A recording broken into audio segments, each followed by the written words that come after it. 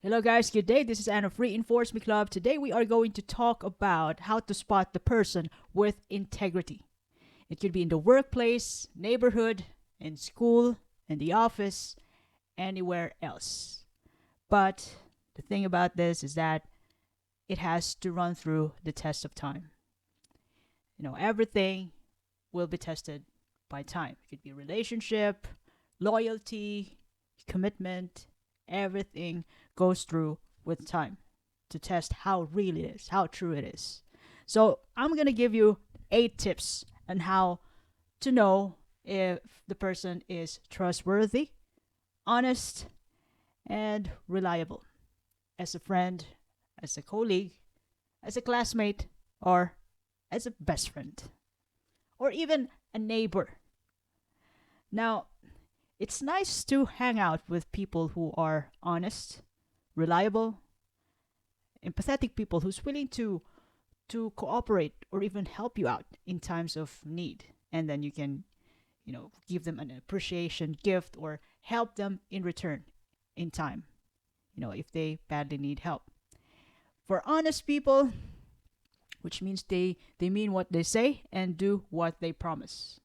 Honest people are transparent about their thoughts, intentions, and don't hide information.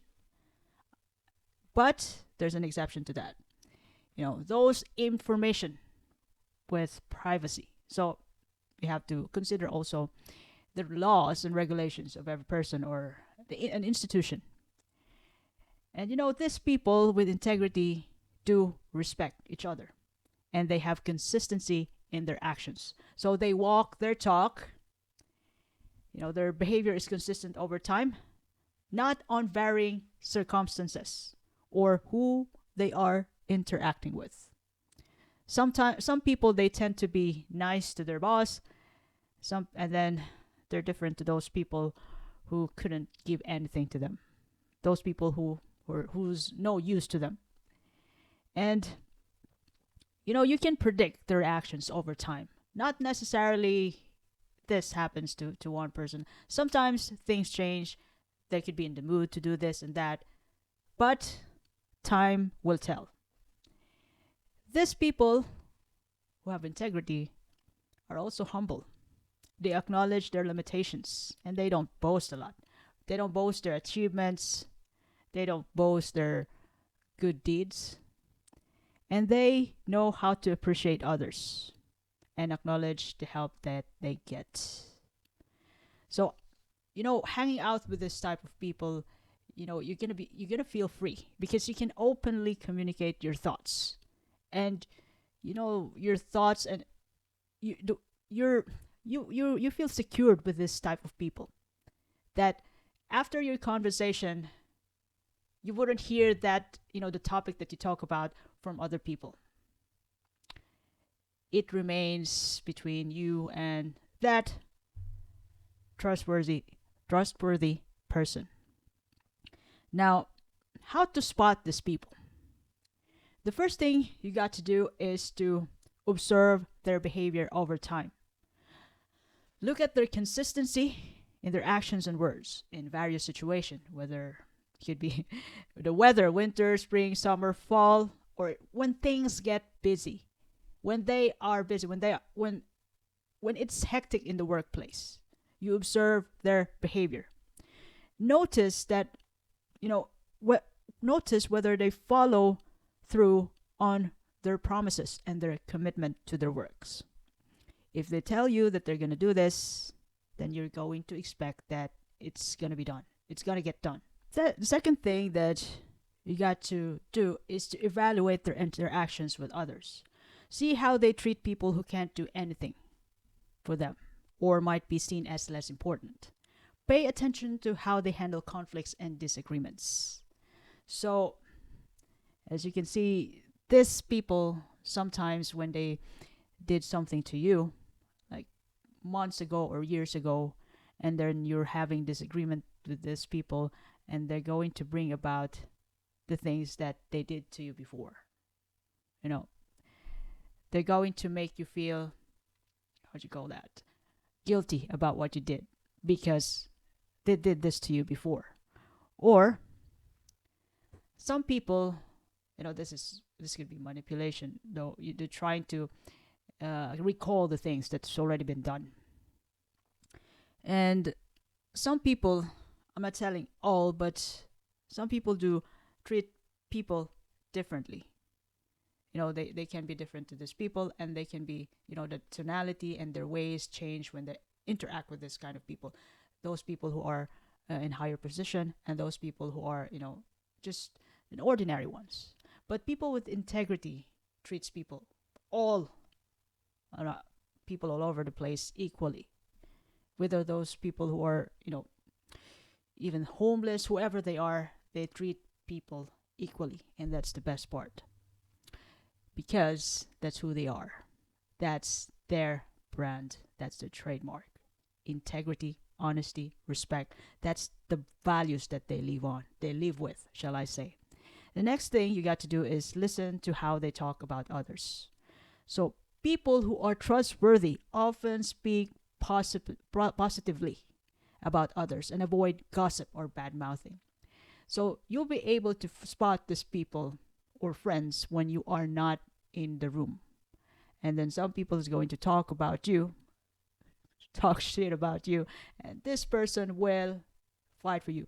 This person will be rooting for you without your presence there. And you can see how trustworthy, reliable, and how true these people are to you, these friends. Notice if they give credits to others and avoid taking undue credit for themselves. So those people who are not trustworthy, they even take credit from the efforts that they've never done. They didn't do. So for trustworthy people, they don't even say anything about what they've done good, and they avoid doing anything bad. Because have you noticed it? When once you do something good, it won't be noticeable unless you say something about it. But when you do something terrible, some mistakes, it's going to be like it will resonate. People will know about it, so they're pretty much careful about mistakes and good things that they did. It will speak itself. Just leave it. There's nothing you can do about the good things. Just correct or do something about the mistakes. Another thing is that number 4, assess their accountability. So when they make mistakes, see if they take responsibility, or whether they try to shift the blame to others, or to the things, non-living things, or the situation, or the weather. Evaluate how they handle apologies, and whether they genuinely seek to make amends. So when they say sorry, you know what? The best way to say sorry is change of behavior. So what's the use of your sorry if you wouldn't change the thing anyway? What is that for? That's just a cover letter, sorry, but the content is still shitty. So you got to change your way to be able to describe, to really strengthen your sorry, not to make it as a cliche. Number 5 is check their transparency. Trustworthy individuals are open about their intentions and don't evade questions. Well, this could be case to case basis, because some people wouldn't be comfortable by asking personal questions. So they avoid, like, even simple stuff like, do you have kids? Where do you live? I wouldn't understand, but yes, indeed, some people aren't comfortable in telling you that. It could be based on your relationship. You don't know each other that much yet, so it takes time for them to open. In other words, they could not be trustworthy for you yet. They could not be your people for you yet. It takes time to build that relationship. Look for clear and straightforward communication, especially in complex situations. So, clear and straightforward communications. So, this happens when, like, for example, in the clinical areas, when things get busy, when there is a certain client who is in terrible condition. So If everything mess up, and then check if they, if they don't take the blame, or if they sway away from anything bad. Like, for example, when something happens in your workplace, and it is that person made a mistake. A person made a mistake in your workplace, and they try to really tweak the story about it, tweak the narrative in order to lessen the the level of mistakes that they made, and they try to get other people involved for that, or see you know how they open up in those moments where and they can be vulnerable,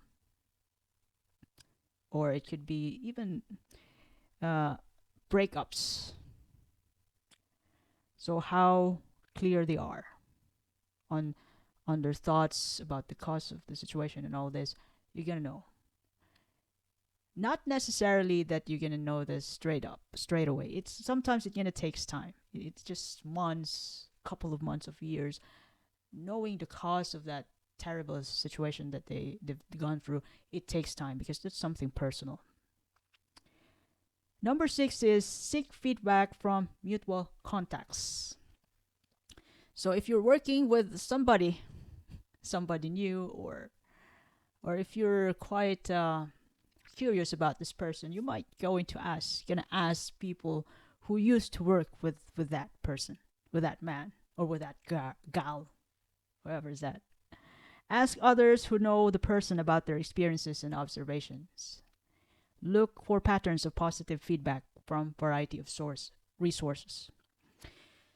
So seek feedback from other people who have experienced the talent, the performance of that new colleague or new person that you're gonna hang around with in time.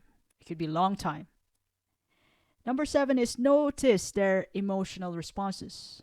So genuine people display authentic emotions and don't seem overly rehearsed or fake it.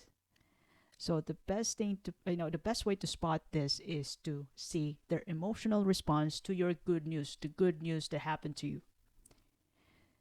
Some people will just look at you like, and then you're gonna smile, congratulations. But those genuine people who's rooting for you, those people who are close to you, they will like, huh? I'm happy for you. See their initial response. Sometimes they could utter those words like the tip of the tongue.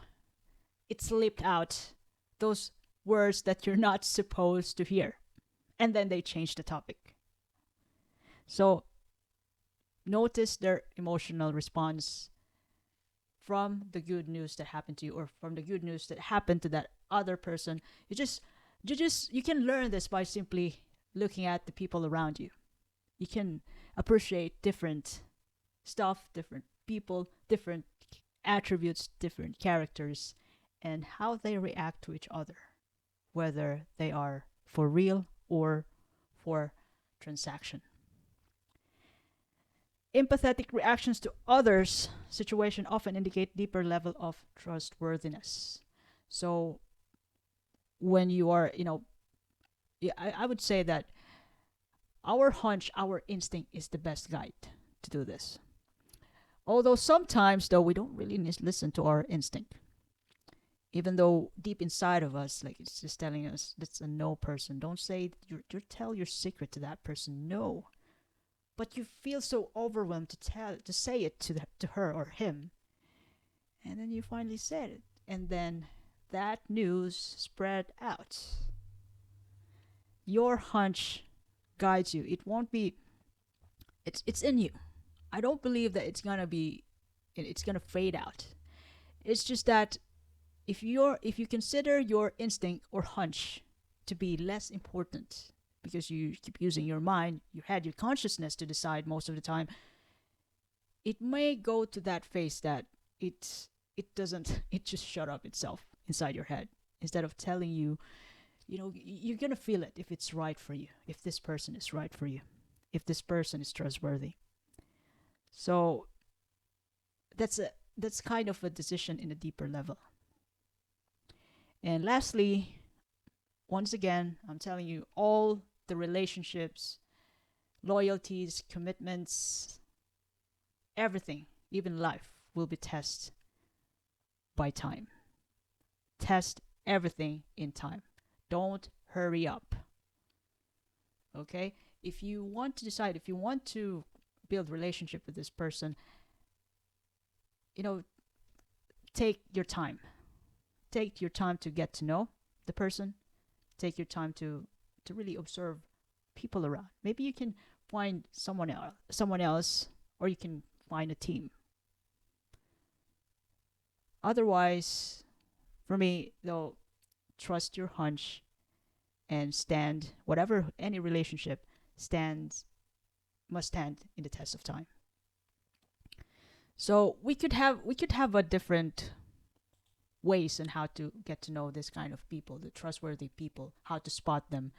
But by focusing on these qualities and using the strategies to observe and evaluate people, you can better identify those who are genuinely real and trustworthy.